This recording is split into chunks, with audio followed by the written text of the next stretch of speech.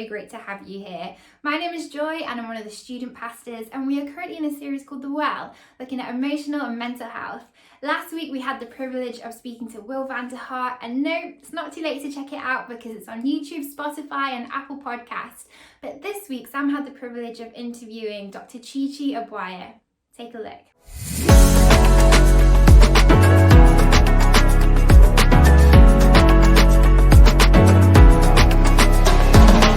Brilliant. Hi everyone. I'm here with Dr Chi Chi Obuaya. He's a consultant psychiatrist practicing in the NHS and in private practice as well. He's one of the directors of the Mind and Soul Foundation, and he's part of our congregation here at HTB as well. Chi Chi, it is brilliant to have you with us. Welcome. So good. Thank you, Sam. It's an absolute pleasure to be on, and happy to explore this area, which I know can be difficult for people to speak about. But I know you have a number of questions that young people are asking you on a regular basis. So whatever I can do to help, more than happy to do so. That's brilliant. Why don't we kick off? I'd love to hear a little bit of your story and how you came to specialise in psychiatry and mental health. Yeah, so I've been a doctor for 15 years now, and 13 of those have been in psychiatry. I'm actually a second generation psychiatrist. My dad is still practicing, and so like a lot of young people, I had some interest in what my dad did for a living, and always knew I wanted to be a doctor. And I did have that sense of calling to medicine from a very young age, actually. And just before I went to med school, did a summer job in a mental health hospital, absolutely loved it. And so right through med school, I felt I was always going to end up in psychiatry. So as a junior doctor, you try a few different specialties, but that was always the one for me. And I really enjoy my job. So I think I made the right choice. That's great. I'm so glad you enjoy it. That's brilliant. What are some of the ways and some of the tools that we can use to keep ourselves mentally healthy in the day-to-day life? So I think mental health is an area people are really exploring a lot at the moment. And I think it's important to say that, of course, there are conditions that somebody like myself will treat, like depression, anxiety, more severe forms of mental illness, which aren't anybody's fault. And so we've got to be careful whenever we have a discussion about prevention, because sometimes that can imply that if you do all these things, it's not going to happen to you. And if you do have some mental health difficulties, you've done something wrong. And I think particularly within the church, you've got to be really careful about some of those narratives, and the idea that if you just pray it away and if you uncover whatever's going on spiritually, you'll be able to move forward. It doesn't work like that. Having said that, there are some things that might put us at more risk from developing certain mental health conditions. So we want to all be thriving, and the danger zone we can refer to as languishing. So the sorts of things we'd look out for would be thinking about sleep. I'd say that's right at the top of the list. So making sure we've got a good rhythm. I think that's really important for young people who might be working late into the night doing coursework and exams. Also paying attention to nutrition and activity levels during the daytime. I know that you're really passionate about exploring this area of isolation. I think staying connected with people is really important. If nothing else, when we're connected with people, they can notice when we're not doing as well and point us in the right direction. It's brilliant. You're kind of right at the front line of innovating in some of these areas. You're clinical director for the Tomo app. Would you tell us a little bit about that? The Tomo app is really aimed at helping people to develop and sustain healthy habits. And I guess it was built with younger, tech-savvy people in mind. But of course, these challenging times that we're going through mean that most people are fairly comfortable using a computer. But what it does is it helps to prompt people with suggestions for healthy habits. So developing and sustaining these habits, these are good elements of hygiene, for want of a better phrase, things that will just help to maintain overall good mental health. So it might be really simple things like having a stretch in the morning, or going for a walk, or connecting with people that are our friends and family. And so it just uses technology application to do this. It's brilliant. I've been using it since looking it up as we were going to be talking. It's Great. fantastic and wide ranging, such a breadth of kind of habits and things on there. We kind of talk about a lot of the external things that we can do to help impact our mental health. What about kind of the internal journey? If we're experiencing negative thought patterns, that sort of thing, what are some of the ways that we can begin to to kind of think about that and approach that? There's no one-size-fits-all answer to that, Sam. It's going to be different things for different people. And I'd encourage anyone to spend a bit of time reflecting on what things they're generally interested in. So if you're like me and you're really into your sports, it's perfectly valid to find a solution in that realm. There are many people that swear by running. I run on a regular basis, and usually on the weekend. And what it helps me to do is to sort of reset, to put the working week to one side and to sort of signify the start of my weekend. And I really feel that my mind is clear when I do that. But for some people, when they're feeling very low in mood and actually going through depressive episodes, that can work. Others, unlike me, are a bit more creative. So it might be things like engaging in some artwork, some crafts. And if you're someone that likes to journal, I think it'd be really powerful just getting good and difficult emotions down on paper and reflecting on that. So I think the key thing is to work out what things float your boat and to really go with it rather than just copying what others are doing. It's brilliant. As a student community, our vision is to see every student in London become a daring ambassador for Jesus. We're wanting to live as his representative in every area of life, and we want people to discover the good news and the hope that we have in Jesus. What hope would you say we have in this area because of our faith in Jesus? What is it specifically that faith in Jesus offers into this context? I'm going to give an honest answer, Sam, and I'm going to do so more with my professional rather than personal hat. Because I do sometimes see Christian patients who are experiencing difficulty.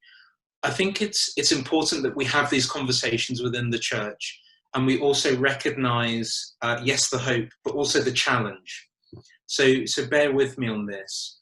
I think it would be easy for me to say that as a Christian, there's an extra element in our armory. And I say that also with some caution, because I don't want us as Christians to sort of have God on the side as a sort of add-on.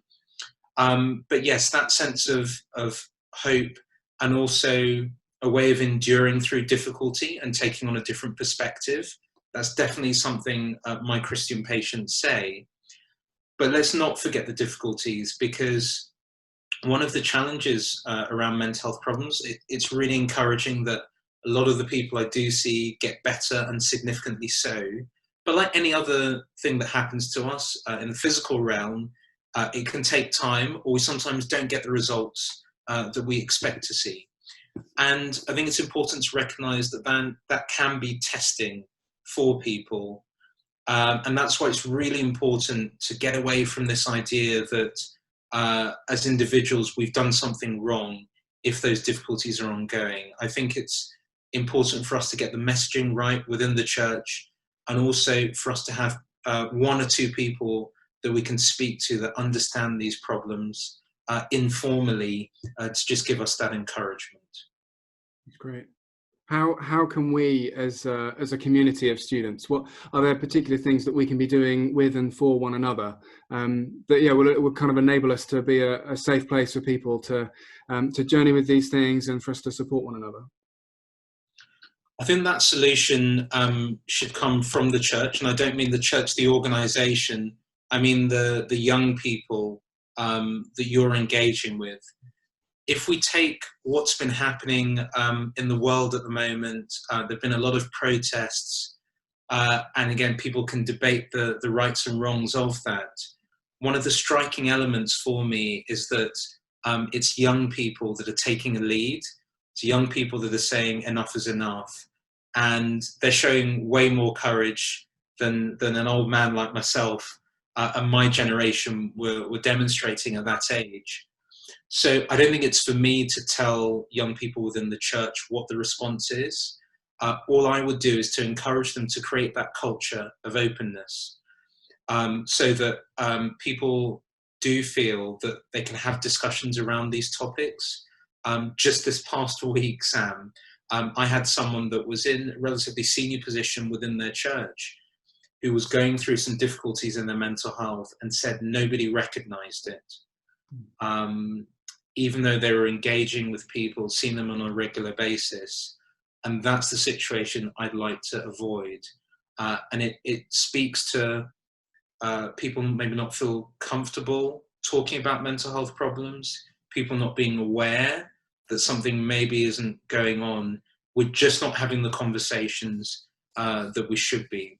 So whatever it takes to get to that point where there's a more open culture, and also where people don't have that sense of stigma, those are the areas I really want the church to focus on. It's so helpful. Final question: if there's a student who's listening to this and who's particularly struggling at the moment, what would you recommend that they do? Sam, it's been an exceptionally difficult year for everybody, and if there's only one thing that people remember, it's a bit of a cliche, but it's 100% true. We are all in this together, and everyone's been affected at this particular time in some way or the other. There isn't a better time to seek help, to have these conversations than now. There's no one place to go. I think the church has a role to play, because it might be that those conversations start in the church. And I'd encourage people to go through mainstream healthcare services. Predominantly the GP is your first port of call if you're having any difficulties in this area. There are services that you can often approach without even needing to go through your GP. So NHS psychological therapy services, you can go online and look at the services in your local borough and often approach them straight away. So I just encourage people that the help is out there. I know that there's a bit of a myth that the practices aren't open and that because of the COVID-19 pandemic, you can't easily access help. The help is there. A lot of it is remote initially, but it is available. And I'd really encourage people to do that and to feel comfortable having the initial conversation with somebody they can trust. Chi Chi, this has been so helpful. Thank you so much for coming on and sharing with us today. We really appreciate it, and we're praying for you in everything that you do. Thanks so much for joining us. Kind of you, Sam. Thank you. And if you are new to HTB students, it is such a privilege to have you here. Thank you so much for taking the time to join us. We are a community of students and those student age who are looking at what does it look like to be ambassadors for Jesus wherever we might have been called to be. And actually we're a community that's made up of lots of small communities called small groups. And small groups are a great place to get connected, to go deeper in the word together, to pray with each other, to really feel a part of things. I can't stress how much connect groups have made a difference in my own personal walk with God. And if you want to be a part of one, all you have to do is head over to our website, htb.org/students, pop your details in there, and we will introduce you to your group shortly. As we explore this theme of mental and emotional health, we're keen that we bed everything that we're learning into the real life, day-to-day experience as we live as students. And so Tyra met up with a few others to discuss what we've just heard from Chi Chi. Hey guys, good to see you again. Thanks, Jireh, for joining us also. Yeah, that was a really good interview with Chi Chi. What stood out to you guys? Like, what are your thoughts? I think the bit that stood out to me the most, and it was at the beginning, was about he was talking about prevention.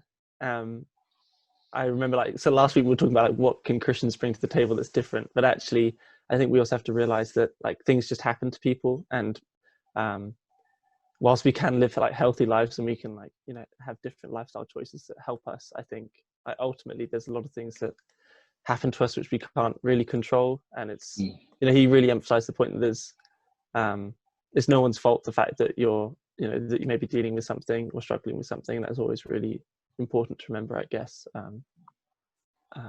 Yeah, I think that's really reassuring, and just like, especially knowing like when you are going through like rough patches, it's just nice to know that, you know, it's a human thing. Yeah, definitely. Yeah, I think mental health is such a tricky one for like within faith, because like your mental health is so linked up with your spiritual health. And so I found it really reassuring actually that he spoke about like against the whole pray it away type rhetoric, because I found that really difficult in the past when you're genuinely really struggling with something and people make that link between the mental and spiritual, and so they're like, yeah, just pray it away, like your relationship with God is the one that's missing, and like it can actually be quite hard to hear when you're genuinely struggling. So yeah, I mean, really useful.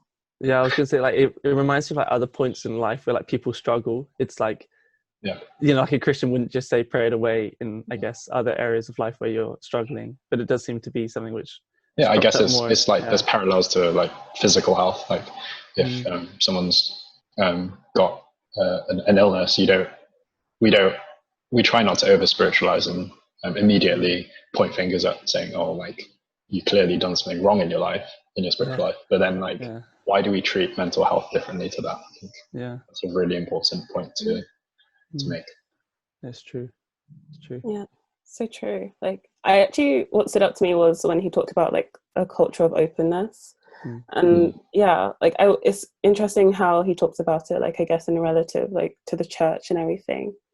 Yeah, do you feel like we have that within our church or students? What are you guys' thoughts on it? I'm not sure that there's like an openness as such. Like I think like we were just talking about, I think the church is quite quick to link the mental to the spiritual, and almost dismiss it, which kind of defeats the point of having this open conversation about it. Yeah, I'm not sure. I'm not convinced. What do you guys think? Well, there seems to be something like specifically about our generation. I just reminded of like a meme I saw yesterday was like, I've just written like a suicidal note to my friend and then put haha lol at the end so they know, so they don't take it too seriously. Yeah. And actually I think like in the church we can sometimes like have that perspective on actually like people's mental health as well, where we just sort of go like haha lol at the end and it's like, oh, everything just okay, and we kind of brush over. So maybe like there's that first, I think maybe we've opened up to maybe the idea of mental health, but maybe not perhaps dealing with it in a way that's actually like super healthy and helpful to people. I definitely agree. I think I don't think there's a stigma about talking about these things, and I think generally people are happy to help if someone who is struggling reaches out, but it's that taking initiative of like actually asking people about and checking up on people and how they're doing, and kind of in your case like looking for those kind of warning signs where people are trivializing what their problems that they're going through, but actually they are like kind of signposts to maybe something that is going on, and it is important that we kind of see that. That's so true. Like I guess not necessarily in the church in this context, but like I think in culture today, like especially like in our generation, like there's definitely like, I'm not sure how to put it, but like even on things like TikTok, I don't know if you guys have saw that like that TikTok video of like someone like having like a blanket over them, like they're like me coming out of my depression hole and like running to the kitchen to get food and running back. So it's like it's open, but then there's this other like undertone of like ha ha ha lol kind of thing, what you were saying, Jem. So it's like really interesting. I definitely think it's not just limited to the church. I think that is definitely our generation, and It's like as soon as it's not funny, or as soon, in the church's case, as soon as it's not spiritual, it just gets dismissed. Yeah. So yeah, it's a strange one. Yeah, actually, that is actually a good point. Yeah. Yeah, I think related to that point, like I think sometimes our culture does almost like romanticize mental health and like, or like sensationalize it, and kind of it becomes like, maybe this is like a bit too far, but like sometimes it becomes people's personalities. Like, I don't know, what do you guys have any thoughts on that? And like, I think on the internet that's such a big thing. Like you see it like seep into like people's like YouTube personalities, or like even on like platforms like Tumblr as well. Like there's like, I think especially on things like Tumblr, like there can be like a whole like hashtags and like a whole culture built and that people feel very comfortable in. Yeah. So do you think it's healthy, or? Well, sorry, you go, Tyra. you guys. Well, I think like there's some like it's a bigger jump, but I remember reading about how when people are dealing with like being raped and they're in therapy, a lot of what they talk about is not defining themselves as a victim. And that's not to undermine the wrong that's been done to them, or in any way like suppress actually the evil that they've experienced in their life, but it's actually to not find their identity in something which is like an evil action towards them. And I think, I mean, that takes it to a whole nother level, you were saying, Jireh, but actually it can be on like lower levels too, where we hold on to some things which sort of give us a belonging and like meaning. And I guess like last week we were talking about actually, well, this is where like being a Christian really comes into help, where like the world doesn't really offer much else apart from perhaps these things which are, you know, going really wrong in your life for you to hold on to as your identity, which as Christians we know, which is in Christ, which is obviously amazing. But yeah, that's so true actually, about making one positive thing your identity, which is what we have as Christians. I never made that link before between like you can let go of the identity of your mental illness or whatever you're struggling with, and like God just steps in and takes that identity for you. So yeah, that's so true. I've been watching like a TV show lately, but like this person has like their identity onto like one thing that they're struggling with so much, and they even end up like self-sabotaging themselves because they're so scared of like letting go of who they actually are without the identity. And I think maybe like, I guess the danger of romanticizing it, or like culture romanticizing it, or making it lighthearted, is that you never actually deal with like the like undertones, or like what's actually the problem. So like it actually ends up like festering and becoming something greater. And I guess definitely.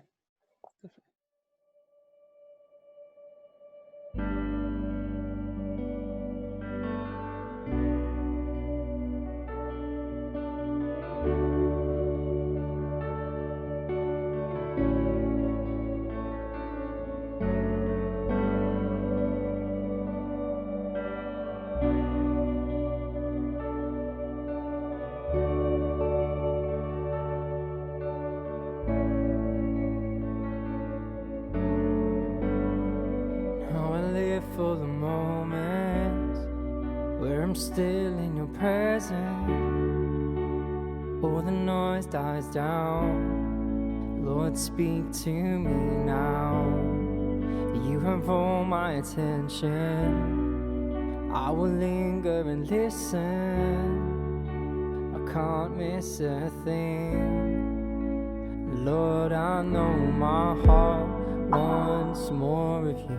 My heart wants something new, so I surrender all. And all I want is to live within your love, be undone by who you are. My desire is to know you deeper. Lord, I will open up again, throw my fear into the wind. I am desperate for a touch of heaven. Oh, oh, oh, oh, oh, oh, oh. 'Cause you're the fire in the morning, you're the cool in the evening, the breath in my soul, the life in my bones. There is no hesitation in your love and affection. It's the sweetest of all. And Lord, I know my heart wants more of you.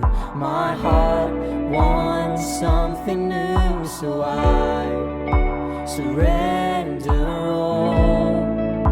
And all I want is to live within your love, be undone by who you are. My desire is to know you deeper. And Lord, I will open up again, throw my fear into the wind.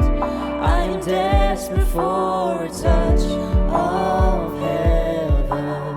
Oh, oh, oh, oh, oh, oh,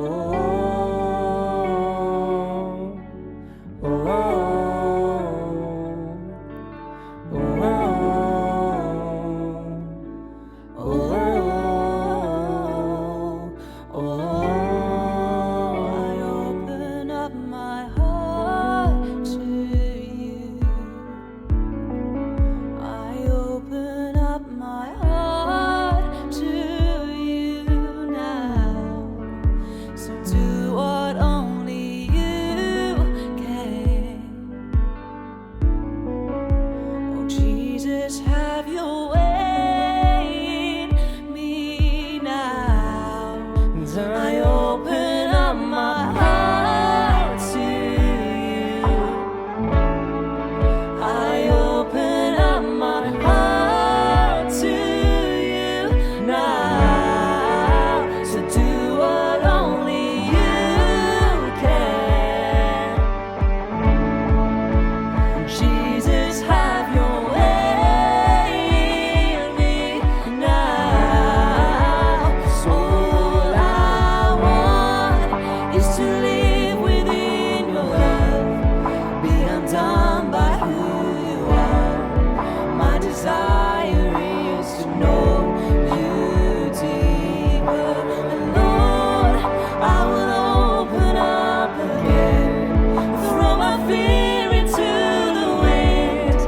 I am desperate for a touch of heaven. And Spirit, break out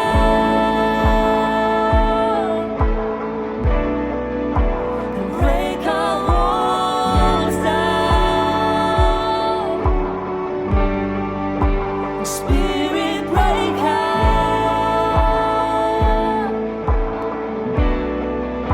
and heaven come down. And Spirit, break out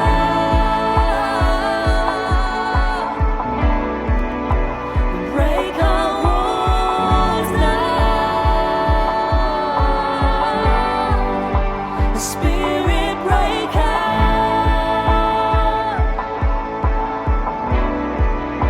and heaven come down.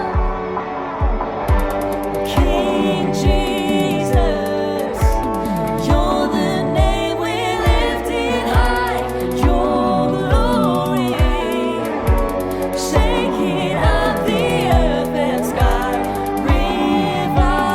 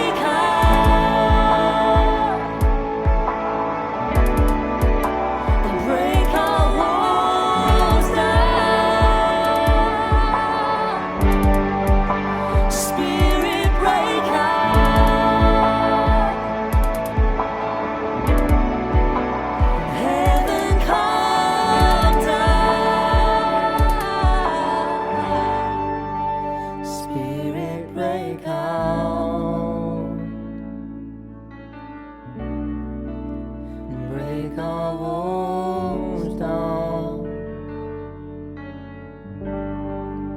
Spirit, break out.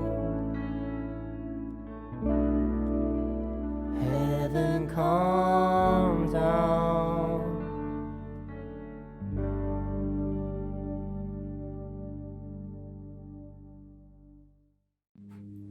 I hope you have had just as much fun as we have had. Thank you so much for joining us. And if you ever miss an episode, don't be sad, because all you have to do is go on YouTube, Spotify or Apple Podcast, and we will always be there.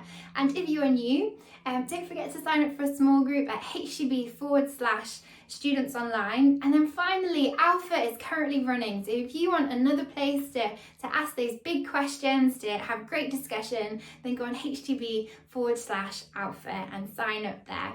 I'm just going to pray to close. God, thank you so much for speaking to us this evening. And Father, as we go away from here, Lord, I just pray that you would continue to be meeting with people. God, thank you that even though we're dispersed and we're not close to each other in this time, Lord, thank you that you are with us wherever we go. And Lord, I just pray that as people go from here, just that they would leave having had a sense that they would have met with you. Thank you that you're with us. God, thank you that you care about us. And thank you for your love and your support in this time. Amen.